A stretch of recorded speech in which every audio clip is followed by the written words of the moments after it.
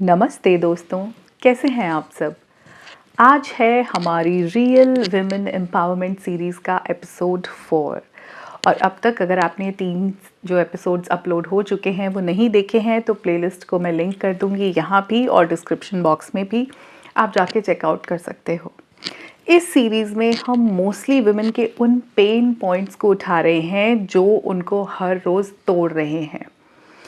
Women empowerment की, feminism की overall काफ़ी बात हो रही है, हॉट टॉपिक है। लेकिन जो एक्चुअल मुद्दे हैं ना, जो रियल प्रॉब्लम्स लेडीज़ फेस कर रही हैं, जहां उनको पावर देने की ज़रूरत है, उनको लाइमलाइट में कोई नहीं ला रहा है, वो साइड लाइन हो रहे हैं। तो यहाँ गुलाबी लाइफ में हम कोशिश कर रहे हैं कि रोज़मर्रा वाली प्रॉब्लम जिसके साथ हमको हर रोज़ डील करना है, उससे लड़ने की ताकत हम दे पाएँ, हमारी फीमेल्स को इतना एम्पावर कर पाएँ कि वो अपनी जो स्ट्रगल्स हैं, एवरीडे की स्ट्रगल्स हैं, उनसे डील करके अपनी लाइफ को कोई डायरेक्शन दे पाएँ। और ऐसा ही पेन पॉइंट आज मैं उठाने वाली हूँ, लेकिन उससे पहले मैं एक डिस्क्लेमर दे दूँ कि मैं यहाँ किसी बिलीफ को, किसी कल्चर को चैलेंज नहीं कर रही हूँ। आप भी इसको एक बार थोड़ा सा तसल्ली से सुनना, क्योंकि ऐसा होता है, कुछ प्रैक्टिसेस हैं, अगर उनके लिए कोई कुछ बोलता है तो हमको एकदम से बर्दाश्त नहीं होता। तो थोड़े ठंडे दिमाग से सोचना और एंड में डिसाइड करना कि आपको क्या लगता है। आज का हमारा पेन पॉइंट है कन्यादान। जी हाँ, रुक जाइए, एकदम से रिएक्ट मत कीजिए। कन्यादान एक लेडी, एक वुमेन की लाइफ का बहुत गहरा पेन पॉइंट है। हमारे यहाँ पे सदियों से लड़कियों का कन्यादान होता आया है, मतलब शादी पे अपनी कन्या को दान कर दिया जाता है दूसरे परिवार को। मानते हैं आप ये ऐसा होता है? अब ये जो कन्यादान है, लड़कियों को भी पता है बचपन से कि मेरा कन्यादान होगा, तो वो बहुत इमोशनली सोचती हैं इसके बारे में, बहुत इस तरह से कि हाँ कन्यादान होगा, ये तो होना ही होता है। It's a very sweet feeling inside. लेकिन इसके पीछे का जो एक पूरा जाल है, जो जिस हद तक इसकी वजह से सफ़रिंग होती है, उसको किसी ने शायद रियलाइज़ नहीं किया।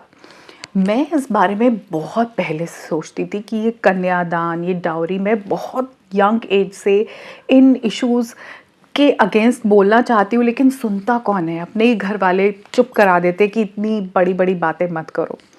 तो अभी रिसेंटली इंस्टाग्राम पे मैंने एक रील देखी दिया मिर्ज़ा की।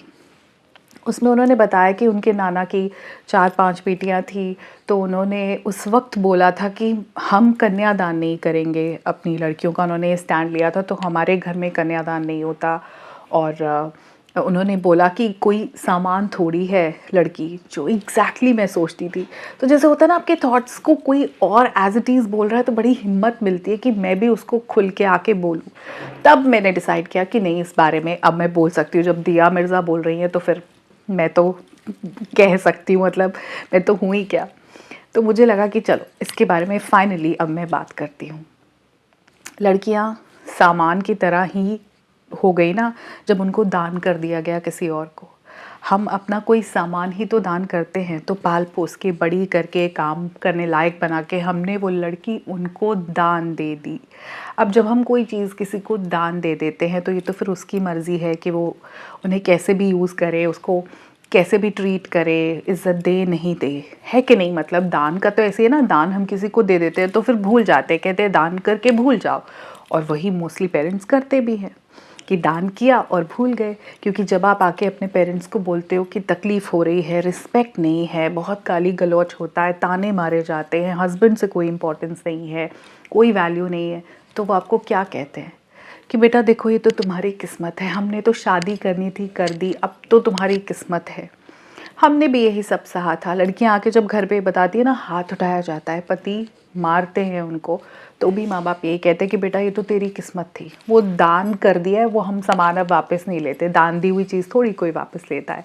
क्या कोई पेरेंट ये कहता है कि बेटा इंडिपेंडेंट हो जाओ, हम खड़े हैं तुम्हारे पीछे, कर जाओ अपनी ज़िंदगी में कुछ जब तक हम हैं, ये बेइज्जती पूरी ज़िंदगी सहने की ज़रूरत नहीं है, माँ बाप बैठे हैं तुम्हारे। नहीं, तो ये कहते बेटा ये तो बर्दाश्त करना ही पड़ेगा, दुनिया की रीत चली आई है, हमने भी ऐसे देखा है, आदमी तो ऐसे ही होते हैं।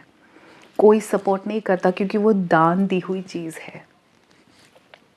पता है, मैं कुछ ओकेजन्स पे अपने घर में जो हाउस हेल्प है, मतलब दिवाली और फेस्टिवल्स पे तो of course I prefer giving cash या कुछ और चीज़ें, लेकिन ऐसे कुछ छोटे छोटे ओकेजन्स होते हैं, हमारे किसी का कोई बर्थडे है तो मैं क्या करती हूँ, मैं ना उसको राशन देना प्रेफर करती हूँ। मैं कैश इसलिए नहीं देती, मुझे लगता है कि उसके घर में बच्चे हैं तो उनका पेट भर जाएगा। कई बार हस्बैंड लोग कैश ले लेते हैं या वो यहाँ वहाँ कर देते हैं, राशन एटलीस्ट वो यूज़ करेंगे। तो मैं आटा पूरा बड़ा वाला पैकेट, चावल, चीनी, चने, घी, सरसों का तेल, ये सब चीज़ें दे देती हूँ कि उसका 15-20 दिन का राशन चल जाए। उसको तो वो यूज़ करेगी, कैश तो कई बार ऐसे ही निकल जाता है, बिना ज़रूरत की चीज़ पे लगा दिया। तो मैं बहुत बार ऐसे राशन दे देती हूँ। तो और मेरी कोशिश रहती है जो हम यूज़ करते हैं, जो चीज़ें हम अपने घर में खाते हैं वो ही उनको दें, क्योंकि वैसे तो वो लोग वो जो राशन की दुकानों से लेते हैं सामान लूज़ वाला, इसकी क्वालिटी बेटर होती है। अब मैं तो अपनी तरफ से उसको अच्छा ब्रांडेड सामान दे रही हूँ, लेकिन क्या मैं उसको ये कह सकती हूँ कि देखो तुम ना इसको एयर टाइट डब्बों में रखना, ये पैकेट ऐसे मत छोड़ देना वहाँ पे, ये ब्रांडेड है, बड़ा महंगा वाला सामान है, इसको ऐसे मत पकाना, इसको उस बर्तन में पकाना और फिर ज़्यादा दिन मत रखना, वहाँ मत छोड़ आना, किसी को दे मत देना, सारा खुद यूज़ करना, चने के साथ चावल बनाना। वो कहेगी अरे मैडम आप दे रहे हो तो बस भूल जाओ ना, दान है ना, मेरा कोई उस पर हक थोड़ी है वो क्या करेगी। और ऐसा हो सकता है उसका लगे कि ये तो ब्रांडेड है, वो किसी शॉप पे जाके बेच ही आती है, उसके बदले पैसे लेके अपना खाए वही राशन वाला, ऐसा हो सकता है। बट मैं कोई हूँ नहीं पूछने वाली, क्योंकि मैंने अपनी तरफ से दान कर दिया। तो सेम लड़कियों के साथ भी तो हो रहा है ना, जब उनको दान कर दिया जाता है तो वो छोड़ दी जाती हैं कि अब आप उसको कैसे मर्जी ट्रीट कर लो। सारे घर का काम करवाना है आप करवाओ, आपको नौकरी करवानी है तो इतनी पढ़ी लिखी वो है कि वो नौकरी करके आपके घर में पैसा भी ला देगी।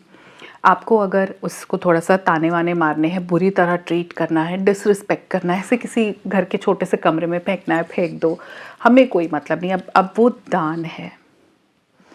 तो मेरा कहने का मतलब ये है कि ये जो पूरा लड़की को दान करने वाला प्रोसेस है, इसमें लड़की दान बन के जब रह जाती है तो उसकी सेल्फ इमेज इतनी लो है, वो खुद को इतना इन्फीरियर फील करती है, उसकी सेल्फ वर्थ इतनी कम है कि कुछ भी कर लो वो अपने लिए स्टैंड नहीं ले पाती, इस वजह से कि उसको लगता है वो दान की हुई आइटम है। लेडीज़, इतना सारा डिस्क्रिप्शन देने के बाद मैं आपसे सिर्फ यही कहना चाह रही हूँ कि अपने आप को दान समझना बंद कर दो। आप कोई दान नहीं हो। आई नो एक सिस्टम चल रहा है, आई नो ये ऐसे ही चलता आया है, आई डोंट नो ये कब तक चलेगा, मुझे नहीं पता ये कब शुरू हुआ, क्यों किया, लेकिन आप अपने आप को दान समझना बंद कर दो। क्योंकि जब आप अपने आप को दान समझते हो तो आपको लगता है कि आपकी ज़िंदगी का पूरा मकसद सिर्फ इन लोगों को सर्व करना है, कि आपकी प्रेजेंस की वजह से बाकी लोग तरक्की कर जाएं, हस्बैंड ऑफिस में तरक्की कर जाए, बिजनेस ज़्यादा चल जाए, बच्चे पढ़ लिख कर कुछ लायक बन जाए, सास ससुर लंबा जी लें, उनकी तबीयत का आप ध्यान रख लो। आप खुद को छोड़ के सबके बारे में सोचते हो, क्योंकि आप दान किया हुआ ही समझ रहे हो खुद को। क्योंकि जहाँ आप थोड़ा भी वक्त खुद के लिए निकालते हो आप बहुत गिल्टी फील करते हो, आपको लगता है कि मैं कैसे कर सकती हूँ। मुझे एक बात बताओ, अगर आप यहाँ तक पहुँचे हो, अपने लिए अच्छा करना, अपने बारे में कुछ अच्छा सोचना, अपनी ज़िंदगी को एक डायरेक्शन देने के बारे में सोचना, अपने आप को इम्प्रूव करके अपना बेस्ट वर्जन बनने की कोशिश करना, अपने आप से मोहब्बत करना, अपने लिए वक्त निकालना, खुद को थोड़ा सा खुश रखना, खुद को स्पेशल फील कराना, किसी और के लिए बुरा करना कैसे है? मतलब आपको ऐसे क्यों लगता है कि अगर हम अपने लिए कुछ अच्छा कर लेंगे तो किसी का बुरा हो जाएगा? आप किसी के साथ बुरा तो नहीं कर रहे, आपको कोई ये तो नहीं कह रहा कि उनको मारना पीटना शुरू कर दो, गाली गलौज करो, लड़ाइयाँ करो, गलत बोलो उनको, हर वक्त उल्टे जवाब दो। नहीं, ये तो किसी ने भी नहीं कहा। हम क्या कह रहे हैं? हम तो यहाँ पे यही बात कर रहे हैं ना कि आपस में परिवार के बीच में ही रहना है, लेकिन अपने लिए कुछ वक्त निकालो जिससे आपको खुशी मिले। ये जिम्मेदारियां तो पूरी ज़िंदगी ख़त्म नहीं होंगी। कुछ वक्त अपने को देके, वो जो दिन भर साग काट के, मेथी तोड़कर, आटा गूंदकर, सब्जियां काटते काटते हर वक्त पानी में हाथ आपके एकदम ड्राई रूखे से हाथ हो जाते हैं, यहाँ वहाँ कट लग जाते हैं। रात को अगर एक लोशन लगा के सो जाऊंगी, मैं इतना ध्यान दे लूँगी कि चलो आज मेरे पास थोड़ा टाइम है, मैं अच्छे से मसाज कर लूँ, थोड़ी देर पैरों को पानी में रख के अपना खुद का पेडिक्योर कर लूँगी, अपनी स्किन केयर कर लूँगी, मेरे पास जो एक्स्ट्रा टाइम है मैं ऑनलाइन थोड़ी सी इनकम अपने लिए कुछ स्टार्ट कर लूँगी, मैं एक वॉक पे चली जाऊँगी, मेरा वज़न बढ़ रहा है तो मैं घटाने के बारे में सोचूंगी, किसी और के लिए बुरा कैसे है। क्यों हम सेल्फ लव को सेल्फिश समझते हैं? हम किसी का मर्डर नहीं कर रहे, हम कोई क्राइम नहीं कर रहे, हम कुछ बुरा तो नहीं कर रहे ना, या तो हम कुछ बहुत गलत बात कर रहे हैं, किसी और का नुकसान कर रहे हैं। नहीं, अपने बारे में सोचना, अपने फ़ायदे की चीज़ें करना, जो हमको दूसरे से नहीं मिल रहा उसके लिए खुद एफर्ट करने में प्रॉब्लम कहाँ है? तो मत सोचो कि कुछ गलत हो रहा है, तुम दान नहीं हो, यू आर वैल्यूड, आपकी वर्थ बहुत ज़्यादा है, वो सिर्फ आपकी खुद की नज़रों में कम है। आप हर उस खुशी के लायक हो जो आप चाहते हो अपने लिए। वो दुनिया अपने लिए बनानी शुरू कर दो, अपने आप को दान मत ट्रीट करो। अब आपको सबने छोड़ दिया है, जिन्होंने आपको पैदा किया था उन्होंने किसी को दान दे दिया, और जिनको दान दिया वो आपको वैसे कुछ समझते नहीं, वो वैल्यू ही नहीं करते। चाहे आप कहीं की प्रिंसेस की तरह रह कर आई हो, आपको कोई कुछ नहीं समझता। आप तो समझो खुद को कुछ, आप तो अपनी खुशी के लिए जीना शुरू करो। आप एक डायरेक्शन दो अपनी ज़िंदगी को, मैं क्या चाहती हूँ अपनी लाइफ से, मैं कहाँ ले जाना चाहती हूँ अपनी ज़िंदगी को, मैं कैसे खुद को इम्प्रूव करूँ, जो छोटी छोटी चीज़ें मेरी लाइफ में मुझे बॉदर कर रही हैं उनसे मैं कैसे डील करूँ, मैं अपनी हीलिंग कैसे करूँ, ताकि मैं जिस सेटअप में हूँ, जिन लोगों के बीच में हूँ, मैं उनकी भी ज़िंदगी में खुशियाँ भर पाऊँ। जब आप अपने बारे में सोचोगे ना, अपनी तरक्की के बारे में, अपनी बेटरमेंट के बारे में, तो पूरा फैमिली का माहौल बेटर हो जाता है, पूरा परिवार इम्प्रूव हो जाता है, बच्चे आपको देख के इंस्पायर होते हैं। घर पे जो मम्मी कितना ही प्रोवाइड कर ले किचन में यहाँ वहाँ, बच्चे वो ग्रांटेड ही लेते हैं, लेकिन अगर मम्मी अपनी ज़िंदगी में कुछ कर रही है, बच्चे सबसे पहले आएंगे आपको सपोर्ट करने और हमेशा आपके साथ रहेंगे। आपको छोड़ के भागने की उनके दिमाग में थॉट नहीं आएगी, बड़े होने के बाद भी। बच्चे घरों से भागते ही तब हैं जब 24 घंटे मम्मियाँ पूरी उनके सर पे लटकी हुई हैं, ऐसे वैसे वैसे, मैं तो ये किया, मैंने तो ये किया। उतना सैक्रिफाइस करो ही नहीं ना, अपने बारे में कुछ सोचो, सब कुछ सेटल हो जाएगा। आप अपने आप को दान समझना बंद कर दो, दैट्स इट। और ये पावर औरतों को चाहिए।